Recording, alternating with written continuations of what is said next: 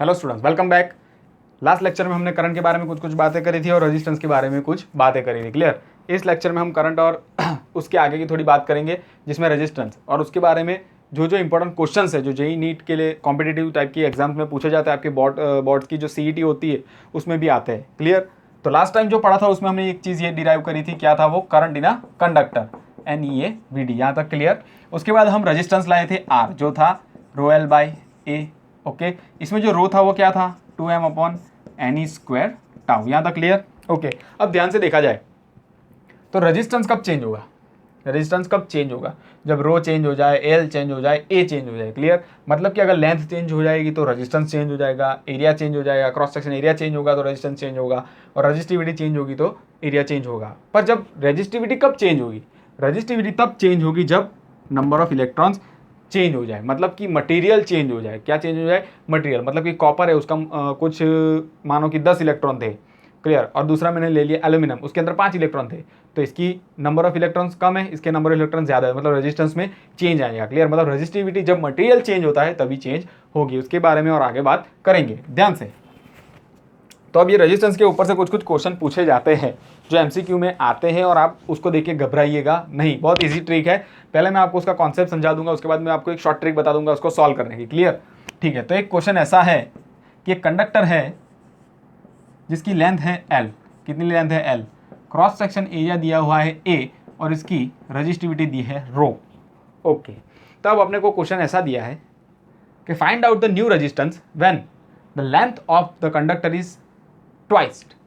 Clear. मतलब जब उसकी लेंथ को ट्वाइस करा जाए, कितना करा जाए? ट्वाइस करा जाए, मतलब L से हो गया 12, तब उसका नया रेजिस्टेंस फाइंड करें। इसका रेजिस्टेंस मान लो कि दिया हुआ है R।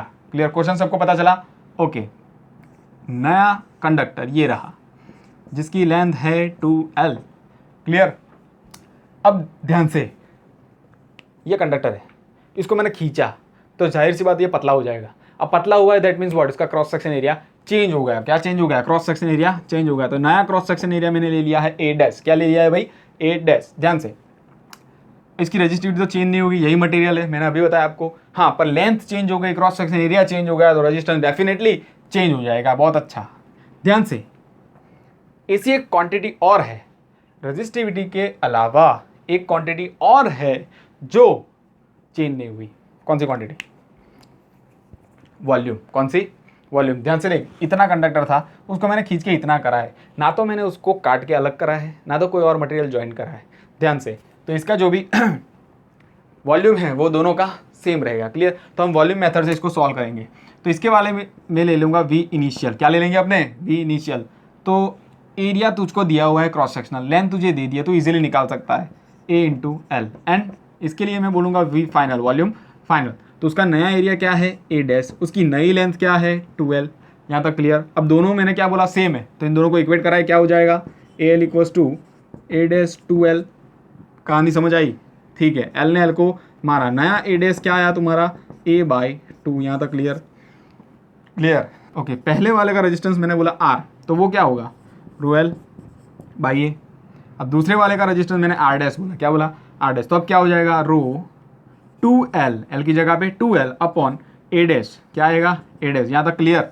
ओके, तो नया R' क्या मिला तुमको? रो 2L। A' की जगह पे क्या लगाएंगे? A/2। A/2, 2 ऊपर चला जाएगा तो हो जाएगा क्या? 4 ρL/A। अरे ये ρL/ क्या है? पुराना R, तो क्या हो जाएगा? 4 टाइम्स R।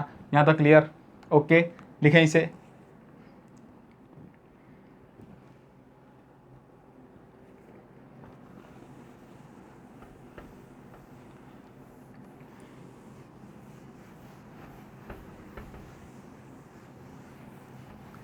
ठीक है। ऐसा एक दूसरा क्वेश्चन ले लेते हैं जिसमें दिया है that conductor of L length. कितनी लेंथ है भाई? L, जिसका क्रॉस सेक्शन तुमको दिया हुआ है A और रजिस्टिविटी तुमको दी है रो, सेम एज प्रीवियस वन। ठीक है, पर यहाँ पे कलर हो गया थोड़ा। क्या हो गया? कलर। क्या कलर हुआ? देख, इसकी लेंथ क्या करी थी लास्ट टाइम? ट्वाइस करी थी। अब इसकी क्या हो गई है? हाफ। क्या हो गई है? हाफ। मतलब L/2 करा गया, इसको मारा गया, तो तोड़ा गया, कुछ भी करा गया, कुछ भी करा गया, लेकिन उसको क्या करा गया? हाफ कर दिया गया उसकी लेंथ को। अच्छा, उसकी लेंथ हाफ हो गई, मतलब कि उसको कंप्रेस करा गया है। क्या करा गया है? कंप्रेस करा गया। तो कंप्रेस करने से क्या हो जाएगा? क्रॉस सेक्शन एरिया चेंज हो जाएगा। क्या चेंज हो जाएगा? क्रॉस सेक्शन एरिया चेंज हो गया। उसी तरह से यहाँ पे नया ए डैश मिलेगा अपने को। रजिस्टिविटी चेंज नहीं होने वाली सर, क्यों? Because material is not change, clear, but length and A is change, तो नया रेजिस्टेंस चेंज होगा, इसका मानो रेजिस्टेंस है आर, क्लियर। यहाँ पे भी वॉल्यूम मेथड का यूज करेंगे, दोनों में एक चीज़ कॉमन है रजिस्टिविटी और दूसरी भी एक चीज़ कॉमन है, कौन सी? वॉल्यूम। वी इनिशियल क्या हो जाएगा? ए इंटू एल, बहुत अच्छा, बहुत बढ़िया। दूसरा वी फाइनल क्या हो जाएगा? ए डैश इंटू नई लेंथ क्या है? एल बाई टू, यहाँ तक क्लियर। पर क्या बोलता है, दोनों की वॉल्यूम सेम है, क्या हो जाएगा? A L equals to A dash L by two, तो नया ए डैश तुझे क्या मिला?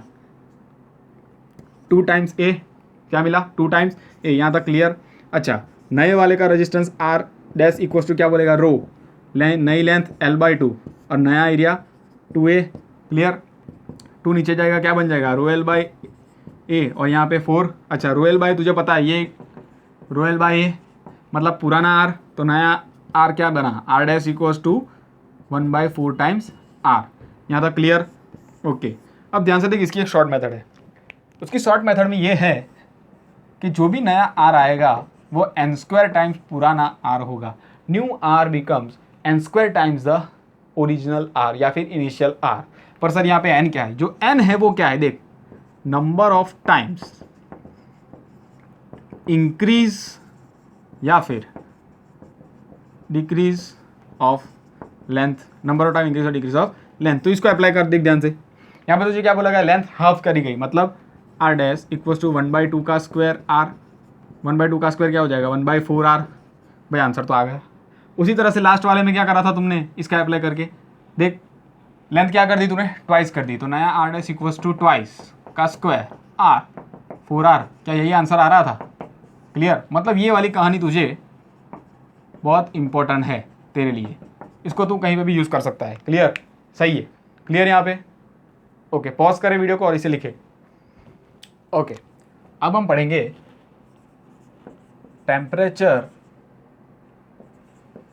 Dependence of resistance. किसका? टेम्परेचर डिपेंडेंस ऑफ रेजिस्टेंस, मतलब टेम्परेचर में चेंज होगा तो रेजिस्टेंस में क्या चेंज होगा।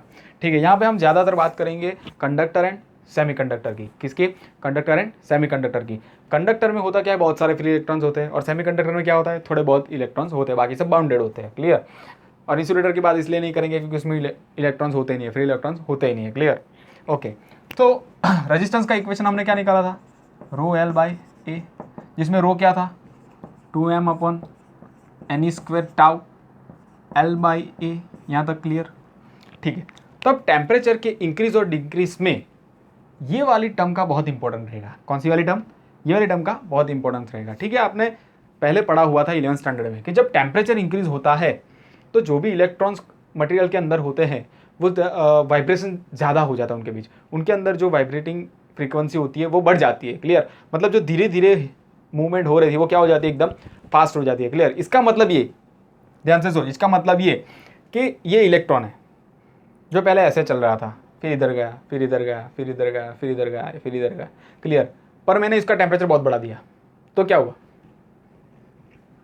क्लियर। इसका मतलब तुझे पता होना चाहिए, जब हमने ये रिलैक्सेशन टाइम की बात करी तब मैंने बोला था कि time between two successive collision, time between two successive collision, मतलब ये जो टाइम है वो क्या हो रहा है? डिक्रीज हो रहा है। कंडक्टर में जब भी आप टेम्परेचर बढ़ाते हो, क्या बढ़ाते हो? टेम्परेचर बढ़ाते हो, तो ये रिलैक्सेशन टाइम क्या हो जाता है? कम हो जाता है। क्या हो जाता है? कम हो जाता है। तो कंडक्टर में, ध्यान से देख, कंडक्टर में टेम्परेचर को बढ़ाया तो रिलैक्सेशन टाइम कम हुआ। अच्छा, रिलैक्सेशन टाइम क्या हुआ? कम हुआ, मतलब ये डिनोमिनेटर कम हुआ तो तेरी एक्चुअल क्वांटिटी क्या हो गई? बढ़ गई, मतलब तेरा रेजिस्टेंस इंक्रीज हुआ। यहाँ तक की कहानी पता चली। कंडक्टर में क्या होता है? टेम्परेचर बढ़ाने पे रिलैक्सेशन टाइम कम हो जाता है, जिसकी वजह से तेरा रेजिस्टेंस इंक्रीज हो जाता है। पर सेमीकंडक्टर में क्या? सेमीकंडक्टर में तुमने ये बात ऑलरेडी पढ़ी हुई है। क्या पढ़ा था? कि टेम्परेचर बढ़ाने से, सेमीकंडक्टर में टेम्परेचर बढ़ाने से, हाँ ये वाली बात तो होने वाली है, जितने भी फ्री इलेक्ट्रॉन्स थे उनकी बात तो होने वाली है कि रिलैक्सेशन टाइम उनका कम हो जाएगा, तो उसकी वजह से रेजिस्टेंस बढ़ जाएगा। बट जो बाउंडेड इलेक्ट्रॉन्स होते हैं सेमीकंडक्टर में, कौन? जो बाउंडेड इलेक्ट्रॉन होते हैं सेमीकंडक्टर में, वो फ्री हो जाते हैं। क्या हो जाते हैं? फ्री हो जाते हैं। अगर बाउंडेड इलेक्ट्रॉन्स फ्री हो गए तो नंबर ऑफ इलेक्ट्रॉन्स इंक्रीज हो जाएंगे। क्या हो जाएगा? नंबर ऑफ इलेक्ट्रॉन्स इंक्रीज हो जाएगा। मतलब ये बात तो हो ही रही है, लेकिन साथ में ये वाली बात भी हो रही है। मतलब डिनोमिनेटर की दो टर्म्स, जिसमें एक टर्म डिक्रीज हो रही है लेकिन एक टर्म इंक्रीज हो रही है, पर एक्सपेरिमेंटली ऐसा ऑब्जर्व करा गया है, ऐसा रिजल्ट आया है कि जितना रिलैक्सेशन टाइम कम हो रहा है उससे बहुत ज्यादा नंबर ऑफ इलेक्ट्रॉन्स फ्री हो रहे हैं। क्या हो रहा है? नंबर ऑफ इलेक्ट्रॉन्स फ्री हो रहे हैं। मतलब कि टाउ जितना कम हो रहा है उससे बहुत ज्यादा नंबर ऑफ इलेक्ट्रॉन्स बाहर आ रहे हैं। मतलब डिनोमिनेटर ओवरऑल क्या हो रहा है? इंक्रीज हो रहा है। Overall denominator is increasing, that's why resistance is decreasing. Semiconductor में क्या होता है? रेजिस्टेंस डिक्रीज होता है टेम्परेचर बढ़ाने पे। ध्यान से, सेमीकंडक्टर में क्या होगा? टेम्परेचर बढ़ा, रिलैक्सेशन टाइम कम हुआ, लेकिन number of charge carriers is increasing and that's why resistance is decreasing. यहाँ तक क्लियर है? सेमीकंडक्टर अकेली ऐसी डिवाइस है जिसमें टेम्परेचर बढ़ाने से रेजिस्टेंस कम होता है। यहाँ तक की कहानी क्लियर? ओके, इसको लिख लीजिए।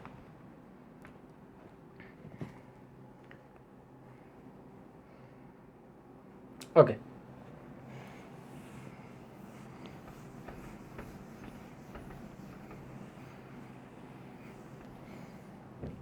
अब हम पढ़ रहे हैं टेम्परेचर कोएफिशिएंट ऑफ, क्या? Temperature coefficient of resistance. किसका? रेजिस्टेंस। थर्मल एक्सपेंशन का आपने ऑलरेडी पढ़ा हुआ है, लेकिन ये रेजिस्टेंस का है। ठीक है, ध्यान से, जब एक्सपेरिमेंट हुआ तो पता चला कि ये जो चेंज इन रेजिस्टेंस आता था, कंडक्टर हो या सेमीकंडक्टर, जो भी चेंज इन रेजिस्टेंस आता था that is proportional to original resistance R initial. Clear?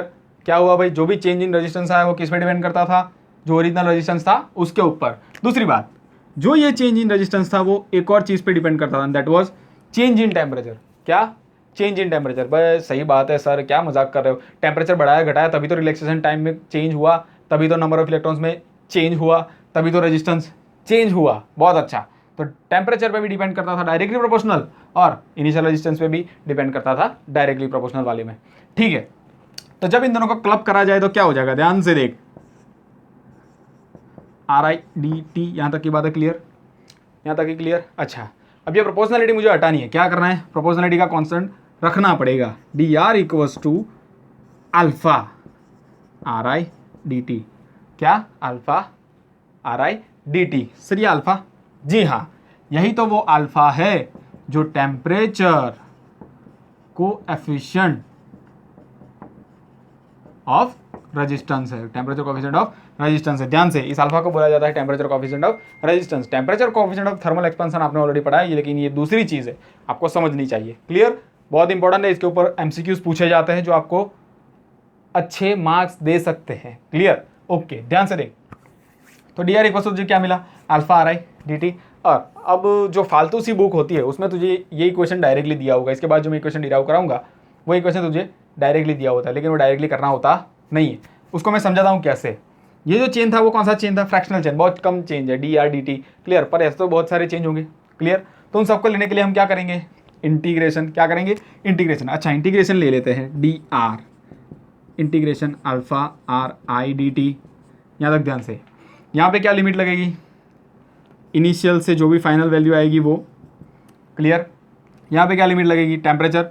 Temperature जो इनिशियल था उससे टेम्परेचर फाइनल तक। ओके, वेरिएबल डी आर है तो रेजिस्टेंस, वेरिएबल टेम्परेचर है तो टेम्परेचर। क्लियर? यहाँ तक पता चला? ओके, तो इसको अप्लाई करें तो क्या बन जाएगा? R final minus R initial equals to क्या बना? अल्फा, सॉरी आर आई तो कांस्टेंट रहेगा इसके लिए, बाहर निकला। अंदर क्या हुआ? T initial to T final alpha D T. Okay, alpha की वैल्यू तो है नहीं, पर इसके ऊपर बहुत सारे एक्सपेरिमेंट करे गए इस कहानी के ऊपर, तब उन लोगों को पता चला कि अल्फा रिमेन्स कांस्टेंट और 99% times alpha remains constant. 99% alpha क्या रहता है भाई? कांस्टेंट रहता है। तो इसको क्या करा गया? बाहर लिया गया। ठीक है, तो क्या हो जाएगा? यहाँ पे देख, R final minus R initial equal to क्या बना तेरा? R I into alpha. ध्यान से, D T temperature initial to temperature final that is D T. अब ये क्या बन गया? R I alpha T final minus T initial. क्या इस T final minus T initial को मैं डेल्टा टी बोल सकता हूँ? डेल्टा टी बोल सकता हूँ। चेंज इन टेम्परेचर फाइनल में से इनिशियल माइनस करो तो चेंज इन टेम्परेचर। ठीक है, तो R F minus R initial equal to तुझे क्या मिल गया? R I alpha delta T, इस आर आई को उस तरफ ले जा, क्या बनता है, पॉजिटिव हो गया plus are I alpha delta T. यहाँ तक क्लियर। इन दोनों में से तू आर आई को निकाल ले, आर आई को निकाल लिया, 1 प्लस अल्फा डेल्टा टी। यहाँ तक की कहानी क्लियर। पर ये इक्वेशन तब तक वैलिड रहेगा जब तक अल्फा रिमेन्स कांस्टेंट। जब आपको अल्फा दे दिया गया हो तो आपको इसके बारे में चिंता करने की जरूरत नहीं है। लेकिन कभी कभी कॉम्पिटिटिव्स में ऐसे कॉम्प्लिकेटेड क्वेश्चन आ जाता है, तो आपको ये याद रखना होगा कि ये इक्वेशन तब ही वैलिड है जब alpha remains constant for all the time. Clear है। ये कहानी थी। एक्चुअल कहानी कभी कभी फालतू सी बुक में आपको इधर से डायरेक्ट यहाँ पे लेके आते, लेकिन ये वाली बीच वाली कहानी बताते नहीं है। ये अल्फा कांस्टेंट रहेगा, ये वाली कहानी बताते नहीं। अगर कांस्टेंट नहीं है तो ये इक्वेशन फालतू है, फर्जी है ये इक्वेशन। क्लियर है। ओके, तो ये वाली कहानी आपको पता होनी चाहिए। यहाँ तक लिख लें। वीडियो को पॉज करें और स्क्रीनशॉट भी ले सकते हैं और उसको लिख भी सकते हैं। Clear.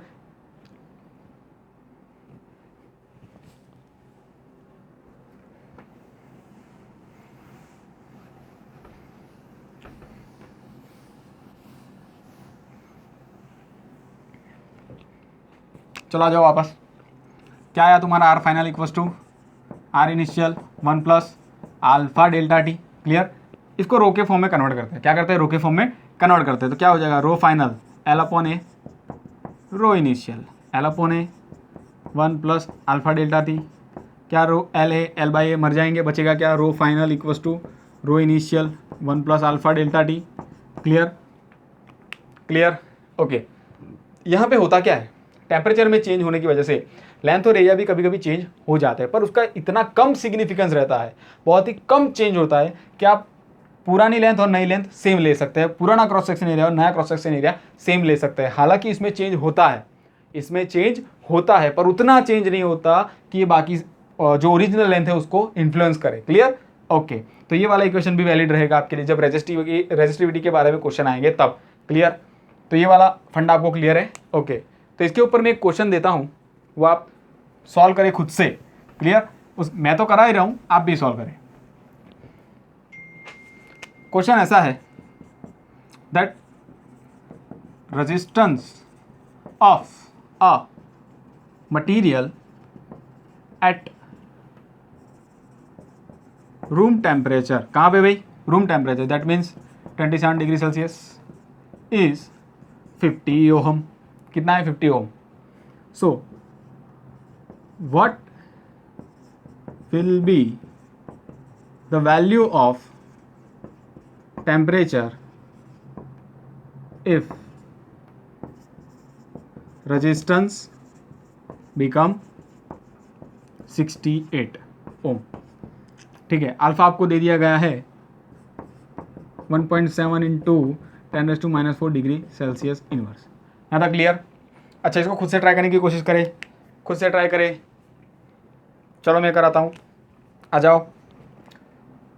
T equals to 27 degree Celsius पे तुम्हें R दिया है क्या, 50 ओम। पर T इक्वल्स टू कौन से T, मतलब फाइंड कर रहा है कि जब तुम्हारा रेजिस्टेंस हो जाए 68 ओम। यहाँ तक क्लियर। अच्छा, तो रेजिस्टेंस का इक्वेशन हमारे पास है कभी रहा R F equals to R initial into 1 plus alpha delta T. Clear. Okay, इसको इधर ले आओ, R F minus R I equals to 1 plus alpha delta T. So ये नीचे जाएगा।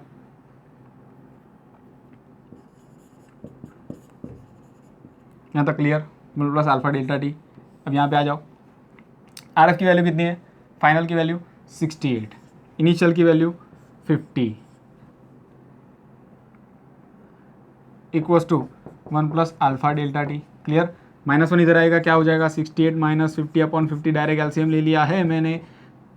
यहाँ पे बचेगा alpha delta T. Clear. Okay, अब अल्फा को नीचे ले लेते हैं, 68 माइनस क्या हो जाएगा, ये 1.7 की जगह 1.8 ले लेते हैं। क्लियर। तो 68 minus 50 upon 50 cross 1.8 into 10⁻⁻⁴ equals to delta T. यहाँ तक की कहानी क्लियर, यहाँ तक की कहानी क्लियर। ध्यान से थोड़ा कैलकुलेशन इधर भी कर लेंगे। 68 minus 15 that means 18 upon 50 into 1.8 10⁻⁴ equals to delta T. यहाँ तक की कहानी क्लियर। ध्यान से देख, 18 10 टाइम्स इसको मार देगा। क्लियर। तो 10 अपॉन क्या बचा, 50 into 10⁻⁻⁴ equals to delta T. अब डेल्टा टी मतलब T final minus T initial. तो टी फाइनल तुझे पता नहीं है, तुझे वो टी फाइनल फाइंड करना है। टी इनिशियल तुझे दिया गया है रूम टेम्परेचर 27 डिग्री सेल्सियस। ध्यान से 27 क्या होगा, 0 0 गया नीचे, 1.5 मतलब 0.2 into 10⁻⁴ equals to T F minus 27। दे दे इसको 2000 आंसर, टी एफ माइनस 27। तो तेरा टी एफ क्या आएगा 1963 क्लियर डिग्री सेल्सियस। यहाँ तक की बात है क्लियर। मतलब अगर तुझे नया रेजिस्टेंस पूछ ले, पुराना रेजिस्टेंस पूछ ले, पहले वाला टेम्परेचर पूछ ले, बाद में होने वाला टेम्परेचर पूछ ले, तो तुझे आना चाहिए। अगर तुझे अल्फ़ा पूछे तो अल्फ़ा भी तुझे आना चाहिए। यहाँ तक की कहानी क्लियर हो गया सबका, ठीक है। आ जाओ, एक बहुत ही बढ़िया क्वेश्चन कराता हूँ जिसे देखकर आप डरे नहीं। क्लियर, डरना नहीं है, बहुत ही अच्छा क्वेश्चन है और ऐसे क्वेश्चन ही आपको सिलेक्शन करवाएंगे। अच्छा क्वेश्चन दिखता है आप छोड़ के चले जाते हो, ऐसा नहीं चलेगा। क्लियर, ऐसा क्वेश्चन तुम्हारा सिलेक्शन करवा सकते हैं। ठीक है, एक क्वेश्चन अपनी लाइफ बदल सकता है। कैसा क्वेश्चन है, ध्यान से देख। ये दो मटेरियल ज्वाइन करे हुए हैं, दो मटेरियल ज्वाइन करे हुए हैं कुछ इस तरह से। क्लियर, ज्वाइन कर दिया उनको। ये जो है वो लेंथ है L, ये वाली जो लेंथ है वो भी है L। इसका रो 2 है, अल्फ़ा 2 ले ले। इसका रो 1 और इसका अल्फ़ा 1। ठीक है, इसकी रेजिस्टिविटी रो 1, इसकी रेजिस्टिविटी रो 2, इसका temperature coefficient of resistance alpha 1 और इसका अल्फ़ा 2। क्रॉस सेक्शन दोनों का सेम है A। क्लियर, लेंथ भी दोनों की सेम, दोनों को कंबाइन करा गया है। अब क्वेश्चन ऐसा है, क्वेश्चन क्या है देख, क्वेश्चन क्या है, find relation between rho 1 alpha 1 rho 2 alpha 2 such that resistance is क्या, resistance is independent of temperature. मतलब टेम्परेचर इंक्रीज या डिक्रीज हो, रेजिस्टेंस पे कोई फर्क पड़ना चाहिए नहीं, टेम्परेचर पे कोई फर्क पड़ना, सॉरी रेजिस्टेंस पे कोई फर्क पड़ना चाहिए नहीं। ऐसा एक रिलेशन लाओ इन चार के बीच जिसमें टेम्परेचर ही ना हो। क्लियर, ध्यान से देख कैसे होगा, सोच। ऐसे क्वेश्चन तेरा सिलेक्शन करा सकते हैं। ठीक है, ऐसे क्वेश्चन को देख के डरे ना। क्लियर, बहुत ही ईजी है। ध्यान से, ये दोनों रेजिस्टेंस है, दोनों रेजिस्टेंस को क्या करा गया है, कंबाइन करा गया है। जब तू बचपन में तुझे पता था दो रेजिस्टेंस अगर कंबाइन कर दिए गए तो वो सीरीज कनेक्शन बनेगा, मतलब R1 प्लस R2 बनेगा। क्या बनेगा, R1 प्लस R2। इसका R1 और ये है R2। जब सीरीज कनेक्शन है तो RS इक्वल्स टू क्या बना इनका equivalent, simple R1 plus R2 and that is what, rho L के फॉर्म में, rho L upon A equals to rho plus rho 2 L upon A। Clear है, यहाँ तक पता चला, ओके। L बाय A को बाहर निकाल, बचेगा क्या, रो 1 प्लस रो 2। यहाँ तक की कहानी क्लियर।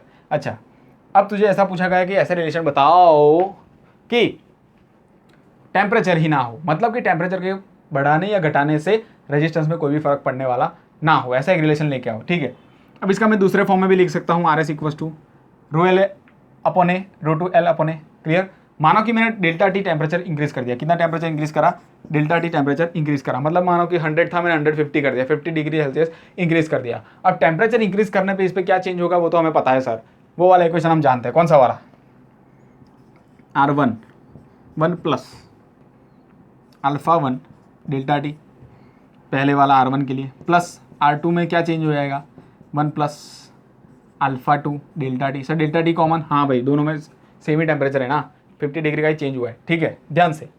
अब R1 क्या है तुम्हारा, रो 1 L upon A 1 plus alpha 1 delta T, plus R2 तुम्हारा क्या है,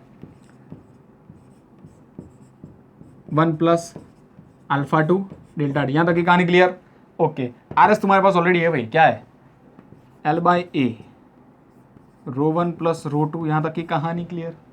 ये मर गया, ये मर गया, ये मर गया, बचा क्या, ध्यान से देख, रो 1 प्लस रो 2 इक्वल्स टू रो 1 अंदर दे दे, रो 1 प्लस रो 1 अल्फ़ा 1 डेल्टा टी, प्लस इसको भी अंदर दे, रो 2 plus rho 2 alpha 2 delta T. ध्यान से देख, रो 1 कैंसल, रो 2 कैंसल, बचा क्या, बचा क्या, ध्यान से देख, बचा क्या, यहाँ पे 0 हो गया, चलो 0, रो 1 अल्फ़ा 1 डेल्टा टी, रो 1 अल्फ़ा 1 डेल्टा टी, प्लस उसी तरह से रो 2 अल्फ़ा 2 डेल्टा टी, ध्यान से डेल्टा टी दोनों में कॉमन, बाहर निकाल के उस तरफ जाएगा 0, बचेगा क्या ρ1 α1 प्लस ρ2 α2 इक्वल्स टू 0। मतलब यहाँ पे तुझे पता चला कुछ, ध्यान से देख, इसमें टेम्परेचर नहीं है, मतलब कि जो अपने को इक्वेशन लाना था वो हमने ला दिया। लेकिन यहाँ पे एक बात समझनी है, यहाँ पे एक बात समझनी है, क्या ये दोनों का इक्वेशन 0 कैसे आ सकता है?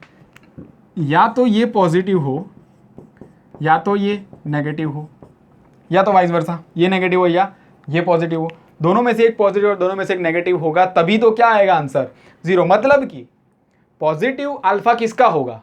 कंडक्टर्स का, और नेगेटिव अल्फा किसका होता है? सेमीकंडक्टर्स का। पॉजिटिव अल्फा किसका होता है? कंडक्टर का। नेगेटिव अल्फा किसका होता है? सेमीकंडक्टर का। मतलब कि ये जो कॉम्बिनेशन है वो किसका है? कंडक्टर प्लस सेमीकंडक्टर का, जिसमें टेम्परेचर इंक्रीज या डिक्रीज हो फिर भी कोई फर्क पड़ता नहीं है। मतलब कि हम जो भी जनरली डिवाइसेस यूज करते हैं, जो भी सेल फोन, लैपटॉप, उनमें जो भी कंडक्टर अगर यूज करना हो तो उसमें सेमीकंडक्टर मिक्स करा जाता है, जिसकी वजह से टेम्परेचर में चेंज आने पर रेजिस्टेंस चेंज हो नहीं। क्लियर है यहाँ तक की कहानी? बहुत अच्छा। पॉज करे वीडियो को, लिख ले, स्क्रीनशॉट ले। क्लियर?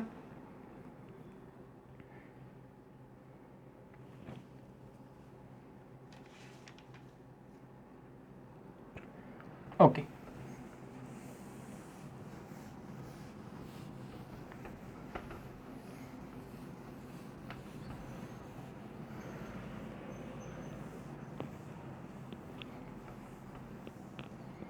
चला जा। अब हम पढ़ेंगे कलर। कलर पूरा सुन तो सही भाई। Colour coding of carbon registers. क्या पढ़ेंगे? Colour coding of carbon register. Sir कुछ भी समझ नहीं आया, कुछ भी समझ नहीं आया, ध्यान से, पर जल्दबाजी मत कर, ध्यान से आजा। Colour coding of carbon register. Carbon register क्या हुआ?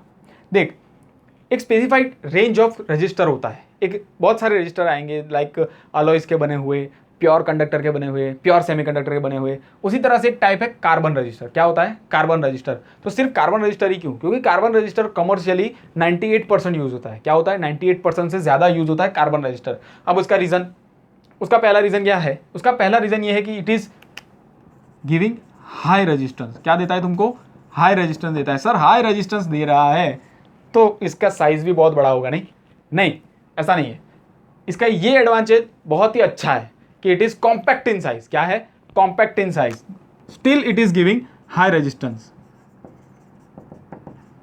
छोटा है पर रेजिस्टेंस ज्यादा देता है। छोटा पैकेट बड़ा धमाका। बहुत अच्छा, समझ रहे हो?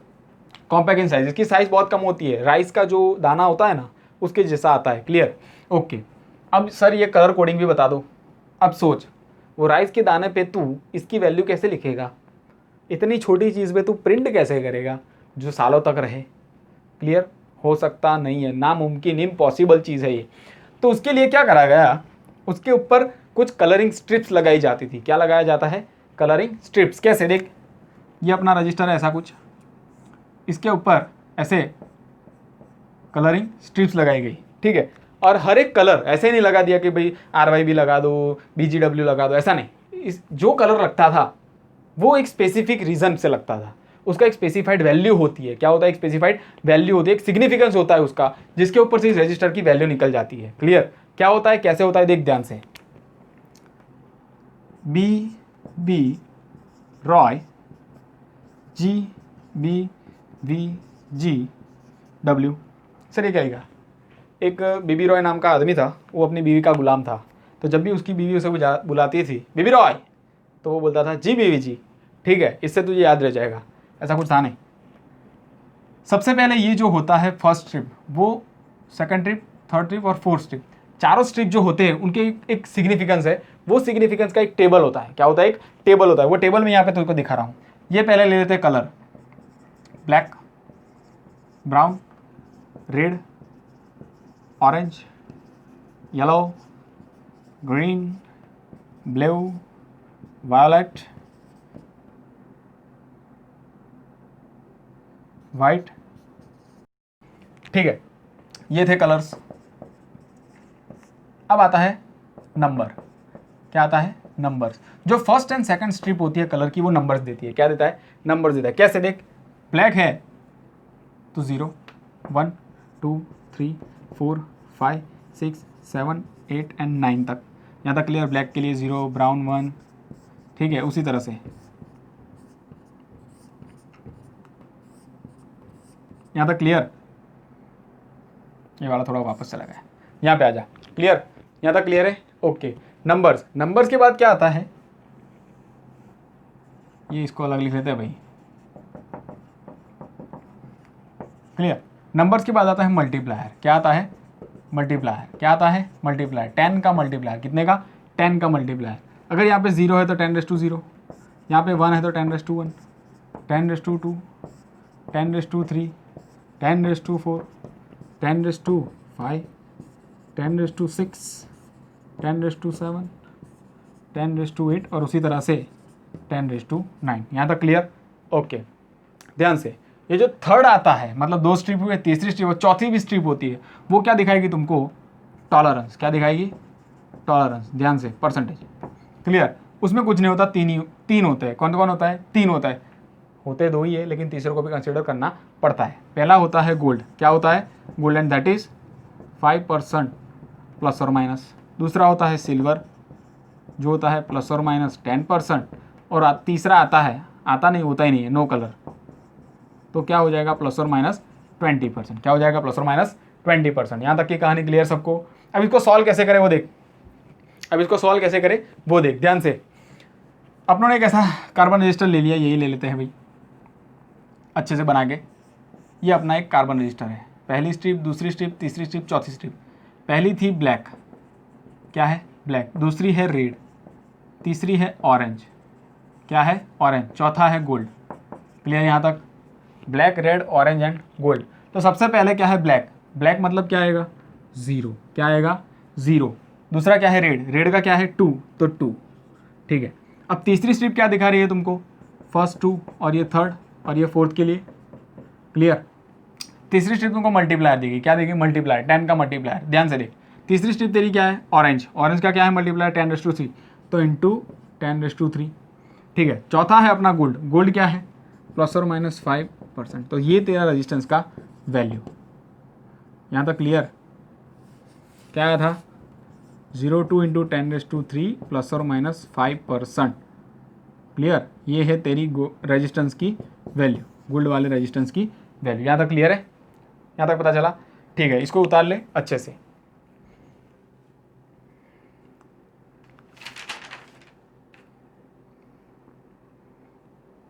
ओके,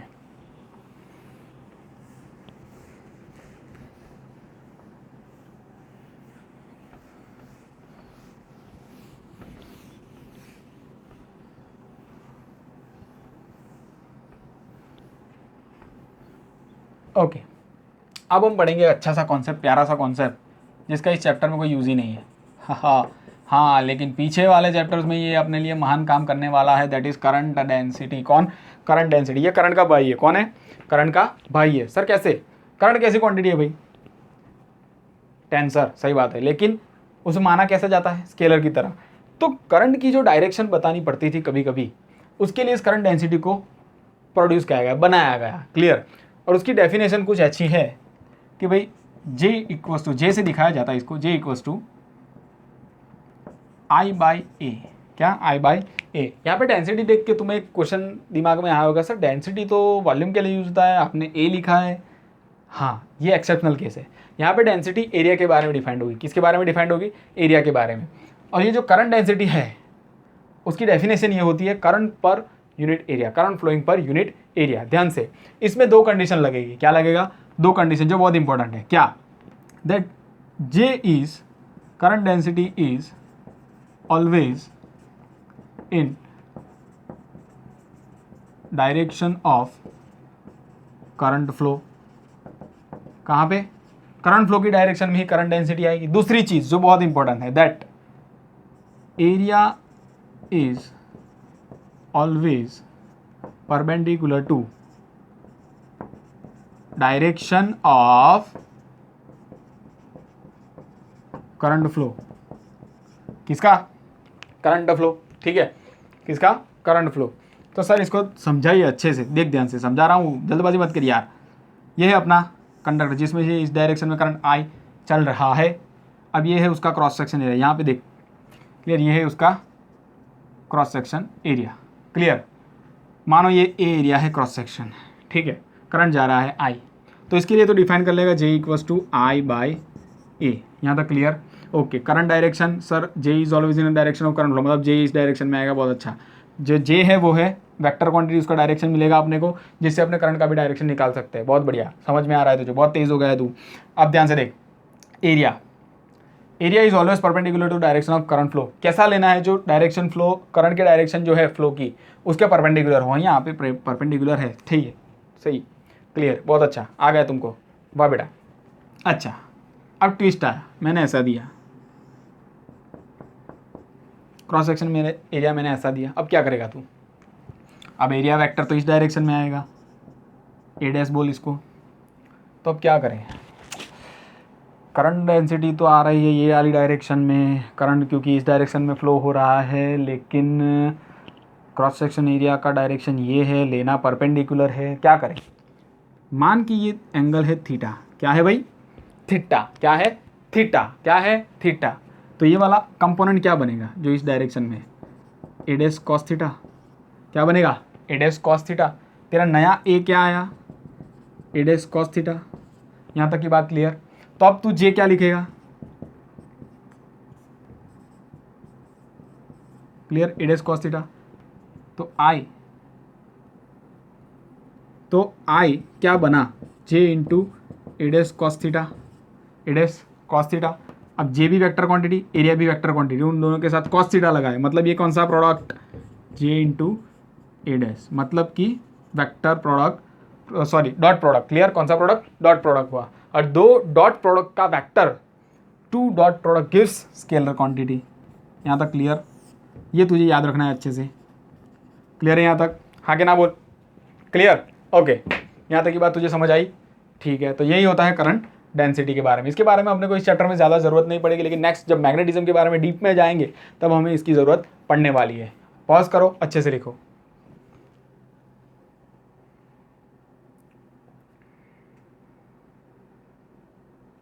ओके,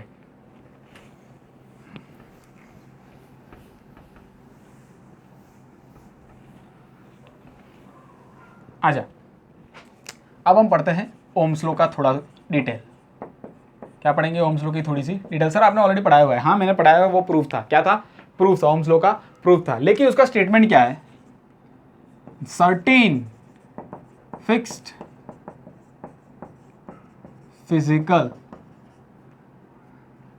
कंडीशंस, एक सर्टेन फिक्स फिजिकल कंडीशन हो, कौन सी फिजिकल कंडीशन कौन सी आ सकती है? सर टेम्परेचर होगा, प्रेशर होगा, ठीक है, ह्यूमिडिटी होगी। क्लियर, ऐसी सर्टेन फिक्स फिजिकल कंडीशंस में current flowing through conductor, current flowing through conductor is directly proportional to potential difference, या फिर potential difference is directly proportional to current. दोनों बोल सकता है, कोई चीज़, कोई प्रॉब्लम है नहीं। ध्यान से, क्या बोला मैंने? That potential difference is directly proportional to current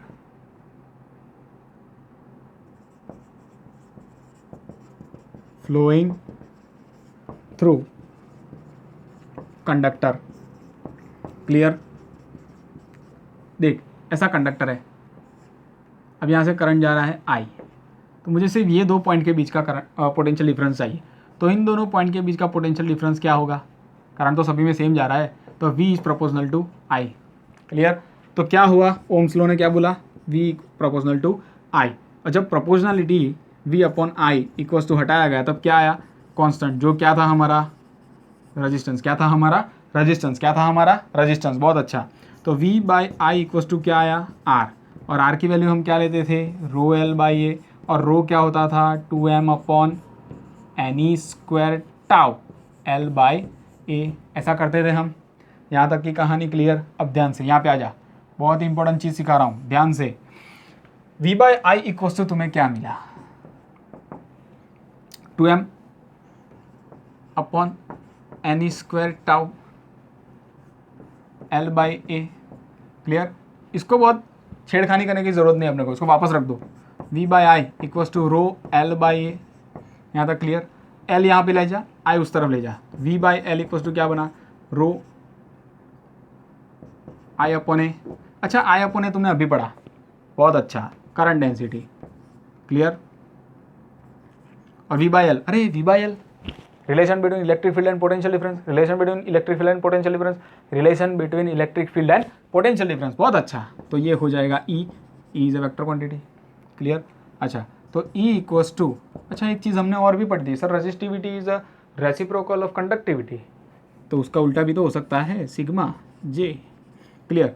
तो जे इक्वल्स टू ऐसा भी लिख सकता है, ये तेरा पहला इक्वेशन, और जे इक्वल्स टू आ गया सिग्मा ई, इसको बोला जाता है vector form of Ohm's law. क्या बोला जाता है, vector form of Ohm's law. Boards में कभी कभी थियरी में 2 मार्क्स में ये सब चीज़ें पूछी जाती है, और कभी कभी एमसीक्यू में भी ये वाले इक्वेशन तुमको हेल्पफुल रहेंगे, क्लियर। यहाँ तक की कहानी क्लियर, ओके, अच्छे से लिखे इसे।